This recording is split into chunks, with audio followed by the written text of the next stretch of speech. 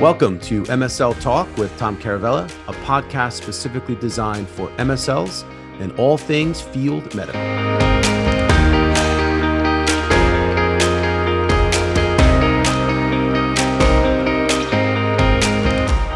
Hey guys, welcome to the podcast. My guest today is Mike Penkethman, who is a career coach and president of the Pilotage Group. And Mike and I talk about how to build high-performing MSLs, teams, and leaders. Great conversation. And don't forget to follow us on YouTube and Instagram. We're on both now. Much appreciated. Thanks, guys. Hey, Mike, thanks for joining me, buddy. How you doing? Good and well, Tom. Thanks for having me. I've been really enjoying your podcast on the MSL Talks. It's outstanding. Oh, well, come on. You're saying that because you're saying that because you're a friend. You're biased. Of course. No, listen, I know I've been asking you for a while to come on. I know that you have helped so many people in the medical affairs space. So I'm really eager for you to share your knowledge. So why don't you tell everybody what you do and what you're up to these days? Sure. Thanks, Tom. I'm founder and owner of Pilotage Group, and our primary focus is pharmaceutical industry. And my personal focus and passion, probably the last 10 years, has been around field medical development. And the areas we focus on is team training, soft skills training on effective KOL engagement, storytelling on how to have an impactful story from a slide deck, things like that. And the biggest part of my practice lately is a lot of executive coaching. I work currently with about 26 executives in field medical. I just found 10 years ago, Tom, I love working with field medical folks. I really enjoy working with people much smarter than I am. I learn a lot, a great deal, but I think it's the passion for helping patients and developing and improving science. It really intrigues me. Awesome. Well, you're very good at what you do. I know, because I know a lot of your clients and customers. So let's kind of jump into, I know we were going to talk about, performance and how to, improve MSLs and MSL team, performance. But what are you seeing right now? Obviously, it's a crazy time here in 2021, coming from a crazy 2020. What are you seeing these days? Yeah, it's interesting. So, with the pandemic, there's been a major shift in not being able to get out and see the customer. And what I've been working on with customers is, how can I have a better virtual approach? What are some tricks that I can be using? And simple ones that I've been talking to clients about, Tom, is, dress for success. Dress as if you're going to be in front of the customer live. Be well prepared. Do your homework before you have that interaction. Look for commonalities in the discussion where you can move from a scientific discussion to an emotional-based discussion. About 10 years ago, you were mentioning performance. A senior director client of ours had mentioned, hey, you guys do this great training on soft skills, understanding our customer, and really analyzing the MSLs. Have you ever thought about doing high performance work? So that started a really cool journey for me about 10 years ago. And we started interviewing, and I looked at it before our call today, Tom. I've actually interviewed 232 what we call high-performing field medical folks, whether it's an MSL, a national managed markets, medical managed markets person, and we're looking for key attributes of high performance. And the big takeaway that I've gotten is that entrepreneurial spirit. I'm running my own territory, my own list of KOLs. Yep. How can I be more effective in those areas? And what I've seen is a real strong development. So you're talking about how can I be successful this year? We're seeing a great change in the MSL role to being more of instead of just delivering scientific information, to becoming the partner of choice, bringing in outside resources to the customer, building those strong collaborative relationships. So it's been a lot of fun. 10 years ago, the job of the MSL was really go out and deliver scientific information.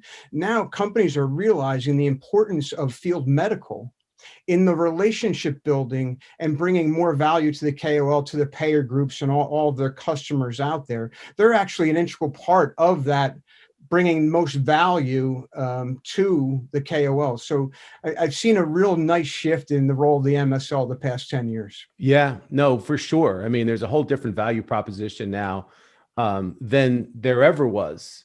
So what are you hearing and what are you seeing from leadership, from medical affairs leaders, and what they're looking for, expectations, and what are you hearing from that side of the equation? Sure, sure. So, as I said, I'm working with a good amount of leaders in field medical, and they used to focus on quantity of the interaction. How Hmm. many interactions are we having? And I'm seeing a shift there as well, where they're going in and looking out. What's the value of that interaction? Hmm. What are resources are we bringing to the customer? What are they telling us to collect insights?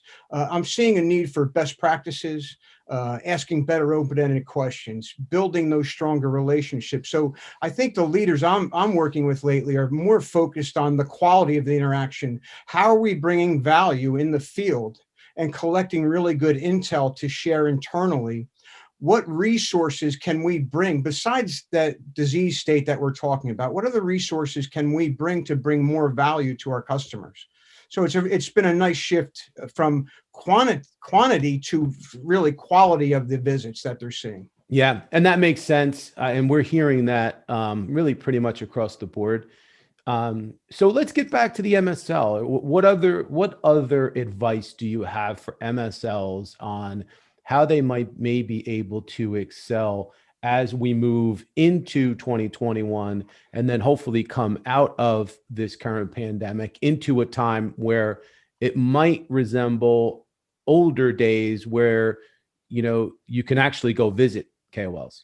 And we're hoping that starts pretty soon. Most of our clients that we're working with, their POAs, their various meetings that they're having are pretty much put off for the rest of this Yeah. year. I am seeing some areas that are starting to get back to live visits, but you and I both being on the East Coast, I doubt that will happen again this year. So it's really working on being more effective virtually Hmm. and working on those skill sets. But what I found the MSL area is intellectually they're super strong. They know the science. They're good. They're good at discussing science. The real focus for this year, I would focus, is more on the soft skill development. How do I build those relationships? And I always say, beginning of the year, do a self-assessment. What was I successful at last year? What do I need to work on to develop those relationships going forward? And we look at high performance. Interesting fact is most high performers that I've interviewed, 70% of their time was in cultivating and building effective relationships in the field, whether that's virtually now or in person. And I don't mean just going to see the customer or the KOL. What I mean is the preparation, the pre-call planning, doing the research on the KOL, looking for commonalities. What white papers have they written? What is their interest? What is their focus within their office? Look for commonalities. Do that homework so when you get that time with them, you can hit it right out of the park by getting and understanding what's important to them. I always say to MSLs, don't focus on what's important to you. Focus on what's important to the KOL and guide that discussion around what their needs are.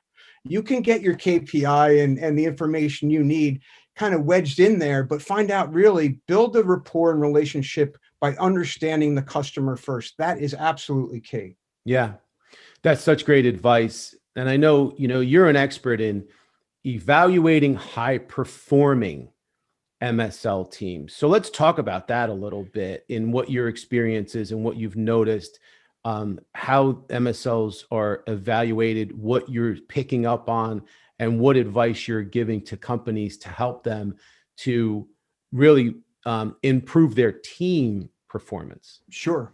So, about, as I mentioned, about 10 years ago, Tom, we have a proprietary system that we walk Hmm. folks through, and it really understands their thinking systems, how they think, how they process information. And then we have a program where we run through 64 different skill sets: Hmm. productivity, organizational skills, how they act in front of the customer.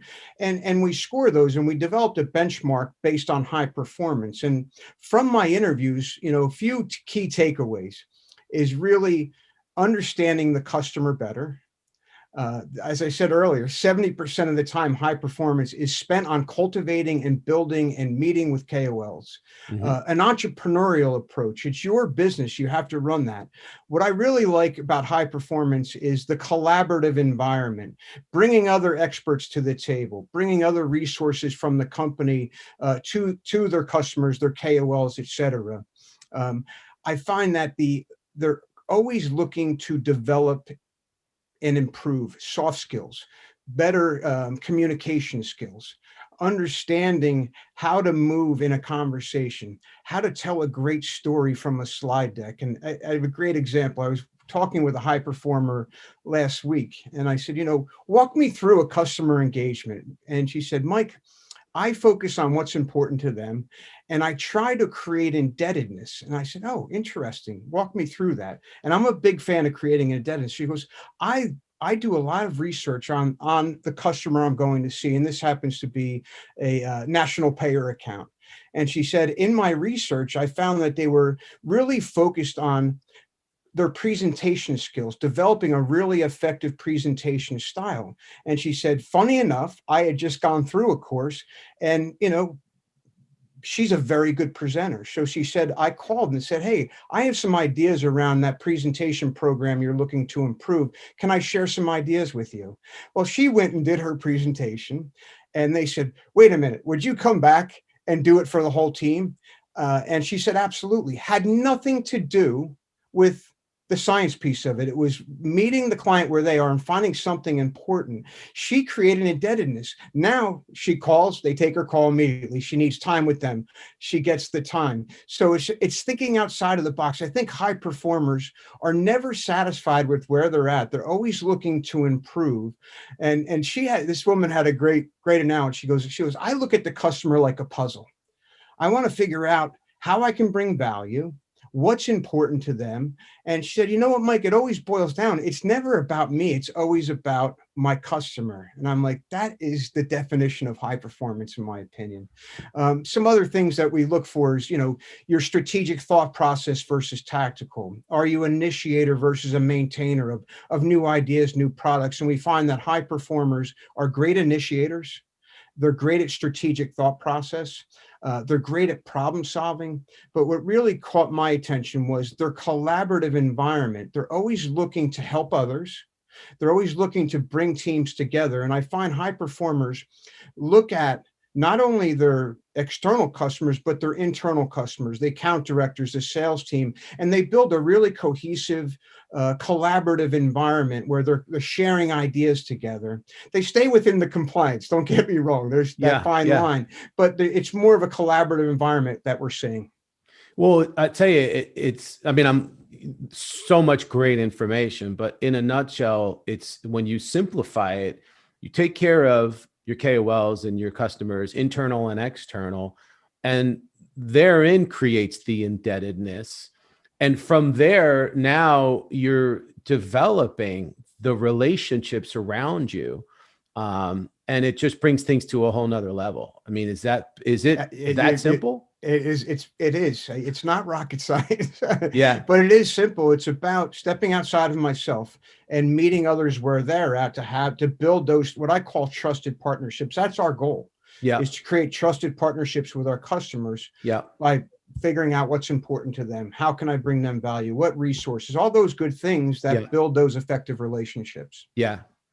And Mike, so I know in our conversations, I know you've trained and mentored and you've coached 3,000, different job functions, different people from different job functions. So can you talk about what you've learned in all of your experience, how it might relate to field medical, and what takeaways people might be able to just from other learnings that you've developed? Yeah. So I'll just talk leadership for a moment. What I've seen in we talked high performance earlier on MSL, but we also look at high performing leaders. And the interesting part I found with field medical leadership, the real good leaders that I see out there are not so much focused on their growth, but focused on building their teams, understanding the strengths, areas for improvement with those teams, areas where they can coach to build what they're trying to build is a high performance team. That's the goal of most leaders that I've worked with. So where we kind of bring value there is we help them walk through the assessment, identifying the high performers, and then give tools and techniques on areas for development, whether it's better strategic thought process, better customer engagement skill set. So I find that leaders that are looking for team growth make the best leaders. So we always see those, the managing up theory, right? So I need to Yeah. manage up. I always find leaders that promote and build their teams get that recognition automatically. So that's one of the big things we see in leadership. In working with leaders currently, things that I look for is helping them define their brand, looking at their network internally and externally and building that strong network. I hate the following statement, but it's not so much what you know, it's who you know within an organization. So really building that strong network. And we talked about creating indebtedness earlier, is bringing that value as a leader, and really building those cross-functional relationships is key. Yeah. And as you know, in your business, it's those external relationships. LinkedIn is a great tool. Staying in touch with folks, lightly touching. Hey, I read this article. I thought it might be of interest to you. Those are little things, building that network. And then I always do in the beginning of the year, Tom, is taking a look at, where were we successful as a leader last year? Almost like, a very simple stop, start, continue. What are some things I'm doing really well as a leader I need to continue doing? What are some things that might be getting in my way that I should stop doing? And holding that as a working document throughout the year is an accountability factor. But I find the best leaders are all about team development, working, coaching their teams, spending a lot of time in development seems to be the areas that the real good leaders I work with are focused on. Yeah. And now, do you help these leaders and MSLs in establishing goals, or do they typically have goals that come from the organization that are already in place? Sure. So every year we have the IDP. So I kind of look at the IDP and say, let's kind of peel the onion a little bit. How, what are your goals? Where do you want to be in short-term, long-term goals? What are some things we should be looking at to get there? So I absolutely help with the goals. And IDP being individual development plan. Correct. I'm sorry. Individual development plans. And really what I find with really well-established good leaders is they are looking for opportunities within that IDP for their team. But I always tell leaders, MSLs, you are in charge of your own development. So if you have an IDP, don't rely on upper management or your leader to provide that. You have to go out and do the homework yourself. It's your development. Make time for it. That's the key. And then what about folks? So when we talk about individual development plans, you have your top performers or the MSLs that are looking to advance. They're looking to get promoted within your career. So what advice do you have for someone that's really looking to make a name for themselves? They may want to get promoted into another role. What do you say to them? Well, number one, and I'll preach this till the day I die, is networking. Make sure you are a collaborative team player. Make sure that you're working your relationships. Success is based on activity. So in the field, make sure you're developing those relationships. If you get an opportunity for a good work stream to prove your visibility, look for your leader to help you with visibility. Those are key areas that I would focus on. Hone in on your customer engagement skills. What I see in high performance, those that have these really good relationships externally also have really good relationships internally. And we talked about indebtedness, go above and beyond, create indebtedness. And one of the big things I'm a big fan of in my coaching, and this is great for folks that are looking to get to that next level. And I don't call it mentor. I think mentor is a different animal in itself. I call them setters of influence. And Okay. I say you only need 2 or 3, but let's say I want to become a senior MSL. And there's a senior MSL that I admire that I really look up to, they have certain skill sets that I'm looking to develop, have a conversation saying, hey, I really, first it's give a compliment. Mm-hmm. I really like the way you conduct your meetings with KOLs. I'm looking to improve those skills. I'm wondering if you'd be willing to help me. That's the key word, is the word help, because we want to help others be successful, right? Mm-hmm. Could I pick your brain from time to time, 15-minute meeting? Give me some ideas. Is there books that you're reading? Is there approaches that you have in the field that would help me be more successful? So now I have these 3 centers of influence who have taken an active interest in my development. So when I come up for that senior MSL position, I have 3 folks that are looking for me to be successful, and they're going to be helping me get to that senior level. I always say, you always want to gauge your success off of someone else's success. So if I'm helping you, Tom, to develop your company and you have great success, I share in that success. So that's the beauty of those centers of influence. Someone normally higher than you in the company that you admire, it has to be genuine. And you have to trust that person in order to ask them for help. But I find that a really great way to build a strong network, because as you build those centers of influence, those folks are introducing you to some of the folks in their network that could help you, that may have helped them. So it's really full circle, if you will. And I'll tell you, people are, from what I can tell, so willing to help others. I just think that you need to ask. You have to raise your hand, right? And you have to put yourself out there. And it goes back to what you were saying before. So now these centers of influence, they're helping others. Now there's a sense of indebtedness for the people they're helping. Yeah. So again, it works both ways for the leaders and the folks that, are raising their hand. Everybody winds up getting a piece of that. Yeah, and the other piece too, there's to bring it full circle. I always say, when you ask that person to be your center of influence, when you say you get that senior MSL promotion, the commitment you have to make is you have to help that next person underneath you. You have to pay it forward. I'm a big fan of paying it forward. And also, if I want, say I want to be that senior MSL, I want to be the associate director, whatever that may be.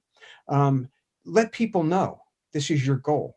Share your goals with others, because some folks will say, hey, when I was trying to get to that position, here's some things that I did that I found successful that may help you.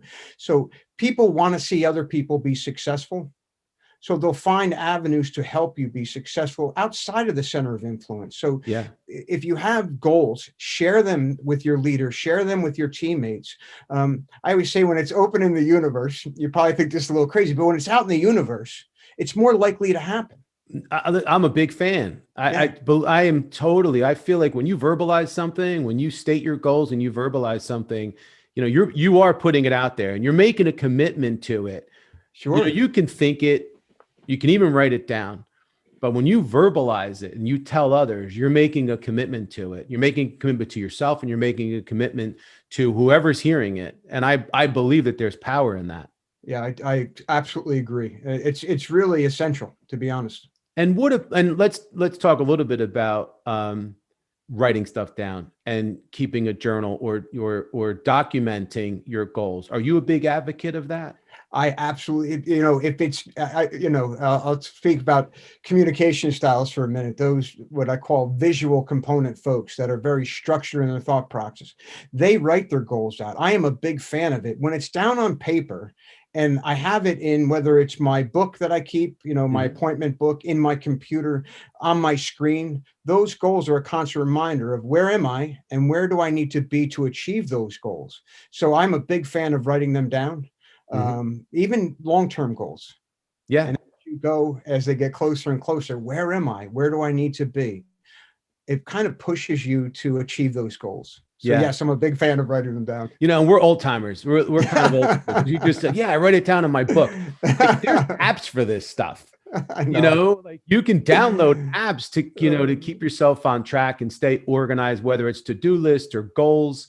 So there's so many tools. There's so much available right now to help with what we're calling, it's career development, but it's performance. There's so many different things that we can kind of give a name to it.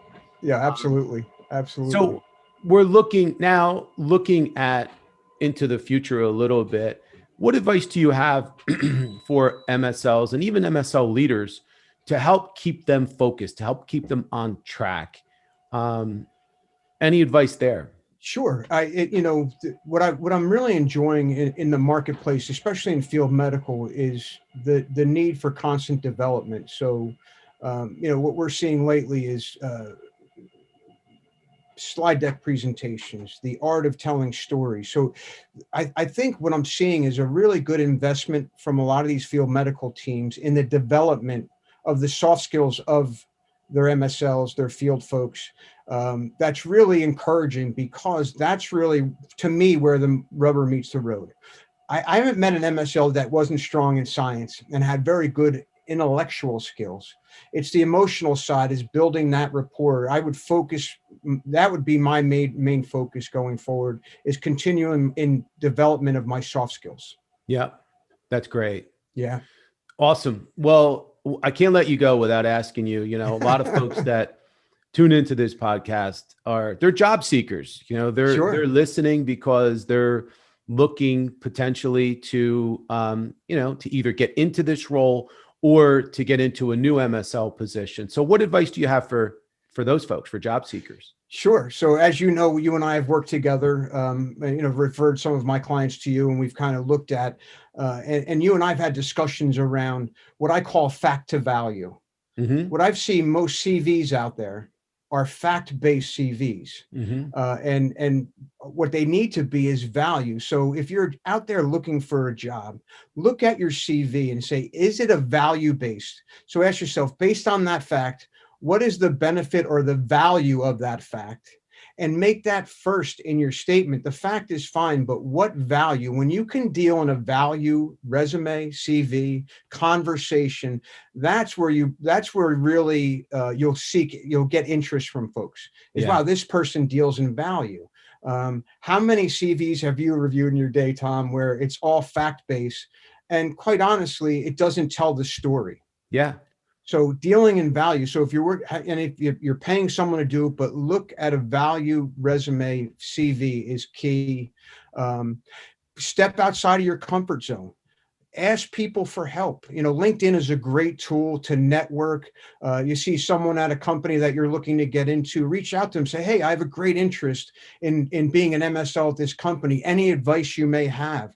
Step outside of your comfort zone and start networking to achieve your goals. Yeah. That would be my greatest advice. Value-based resume, and then your ability to reach out to folks and ask for help and network.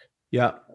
Great advice. Would you agree with that? You may be. And my advice is identical. It's worded a little differently, but when we look at CVs and resumes, it's like, don't document what you did, document what you achieved. Yes. Use action verbs to describe how you accomplished your goals and what you were proud of and how you completed projects and how you were successful. Not just, I showed up for work and I did this, because that's what your job function is, but it doesn't really show the value of what you did there. Amen. Yeah. It's the exact same language. It's just absolutely. Good stuff, man. Well, listen, we're going to leave it there, because I'll tell you, great info, Mike. Totally not surprised. You did not disappoint. Appreciate you. You're so great at what you do, and I want to thank you for coming on. Tom, my pleasure, and really appreciate you inviting me on. And as I said, I've been following your podcast, and some of the interviews are outstanding with the MSLs and some of the leaders that you're working with, which is really helping the industry. So, hats off to you, sir. Thank you. I much appreciate it, and best to you as well, my friend. Keep in touch. Great. Talk to you soon. All right, man. Bye now.